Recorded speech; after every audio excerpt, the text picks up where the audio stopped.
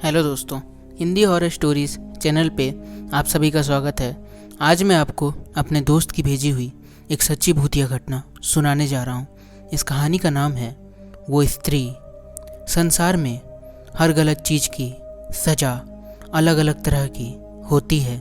लोगों की सबसे बड़ी समस्या ये है कि वे हर ज़रूरी बातों को नज़रअंदाज कर देते हैं और जिसकी सज़ा उन्हें भुगतनी पड़ती है।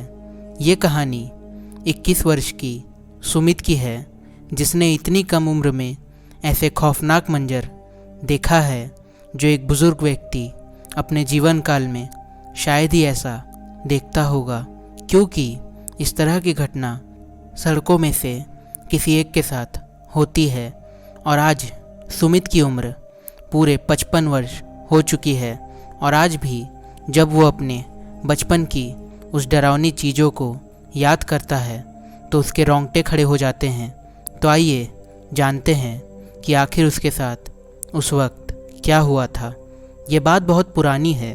उस वक्त मेरी उम्र 21 साल की थी और एक दिन मुझे अपने गांव से दूर गांव एक पूजा में जाना था, जहां भगवान शंकर की पूजा होने वाली थी। वो गांव मेरे गांव से तकरीबन 5 किलोमीटर की दूरी पर थी और मुझे पैदल ही वहां जाना था। इसलिए मैंने शाम होने से पहले ही उस गांव के लिए रवाना हो गया था। कुछ ही घंटों में मैं वहां उस पूजा स्थल पर पहुंच गया। पूजा समाप्त होते होते रात के 2 बज चुके थे। वहां रुकने की जगह तो थी, पर मैंने सोचा कि अब पूजा समाप्त हो चुकी है तो मैं अपने घर को ही लौट जाता हूँ। मैं उसी वक्त रात के 2 बजे उस अंधेरे में घर की ओर चल दिया। मैं एक कच्ची सड़क पे चल रहा था, तभी मुझे सड़क पे कोई सफ़ेद साड़ी पहने एक स्त्री दिखाई दी। मुझे लगा शायद उसे भी उस पूजा स्थल से होकर आना होगा। मैंने देखा कि वो स्त्री एकदम से रुक गई और धीरे धीरे मेरी ओर बढ़ने लगी। थोड़ी देर के लिए मुझे कुछ समझ नहीं आया, पर अचानक मुझे उस स्त्री के हाव भाव कुछ अच्छे नहीं दिख रहे थे। मैंने उससे पूछा कि तुम कौन हो, पर वो कुछ भी नहीं बोल रही थी और मेरी तरफ आ रही थी। मैं समझ गया था इस अंधेरी रात में मेरा सामना एक प्रेत आत्मा से हो चुका है और मुझे इससे बचना होगा। मैं जानता था कि अगर मैं कच्ची सड़क पर रहा तो शायद मैं बच नहीं पाऊंगा। मैं तुरंत ही पक्की सड़क पे आ गया, क्योंकि मेरी माँ ने मुझे बताया था कि प्रेत कभी पक्की सड़कों पे नहीं आते। जैसे ही मैं पक्की सड़क पे आया, वो तुरंत ही वो प्रेत आत्मा मेरी नज़र से ओझल हो गई और एक पल के लिए मेरे रोंगटे खड़े हो गए। कुछ देर में उसी सड़क पे खड़ा हो गया था, क्योंकि मुझे लग रहा था शायद वो प्रेत फिर से ना आ जाए।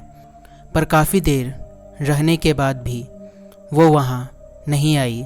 तब मुझे लगा कि अब वो जा चुकी है और अब मुझे जल्दी से घर आ जाना चाहिए।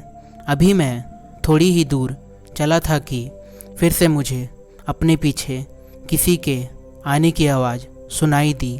मैं बहुत घबरा गया और मुझे डर लगने लगा कि अब मैं नहीं बच पाऊँगा।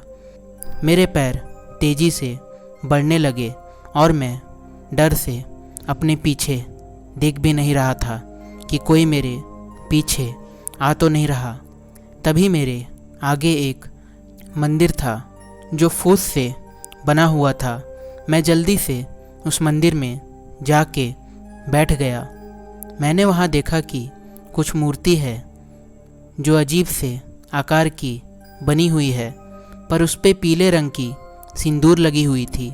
जैसे ही मैंने उस मूर्ति को स्पर्श किया, मुझे अंदर से बहुत ही अजीब सा महसूस हुआ। मैं समझ गया कि ये मंदिर कोई ईश्वर का मंदिर नहीं, बल्कि एक शैतान पूजने की जगह है।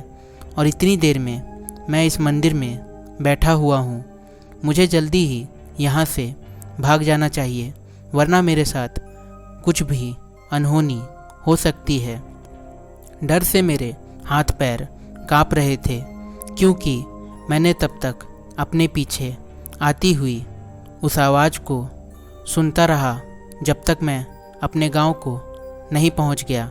शायद वो आत्मा मेरा पीछा काफ़ी देर तक करती रही। मेरी किस्मत अच्छी थी कि मैं कुशल पूर्वक अपने घर को लौट आया, वरना मेरे साथ कुछ भी हो सकता था। मैं काफ़ी देर उस शैतान के मंदिर में बैठा रहा था, जो मेरे जीवन की सबसे बड़ी भूल थी। वहाँ से लौटने के बाद मेरा शरीर क्षति तो नहीं हुआ, पर मानसिक क्षति जरूर हुआ था। मैं रात भर हर दिन वही सोचता रहता था।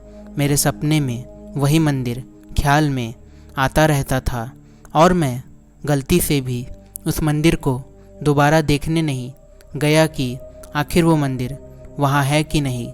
मुझे लगता है कि कोई फ़ैसला बहुत सोच समझकर लेना चाहिए, नहीं तो इस तरह की गलती आपको मौत के दरवाजे तक ले जा सकती है। उस दिन सुमित की किस्मत अच्छी थी, वो बच गया, नहीं तो उसके साथ कुछ भी हो सकता था।